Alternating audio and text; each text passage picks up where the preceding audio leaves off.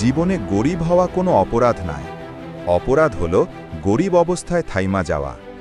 যে মানুষ নিজের অবস্থাকে বদলাতে চায়, পৃথিবীর কোনো শক্তিই তাকে আটকাতে পারে না। আপনি যেইখানে জন্মাইছেন সেইটা আপনার কপাল ছিল, কিন্তু আপনি কোথায় দাঁড়াইয়া শেষ করবেন সেইটা 100 ভাগ আপনার সিদ্ধান্ত। ধনী হওয়া মানে শুধু টাকার মালিক হওয়া নয়, ধনী হওয়া মানে আপনার চিন্তাকে বড় করা, আপনার সময়কে মূল্য দেওয়া, আর প্রতিদিন নিজেকে একটু একটু করে উন্নত করা।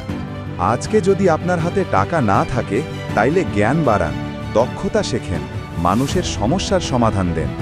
টাকা সবসময় সেই মানুষের কাছেই আসে যে মানুষ মূল্য দেয়।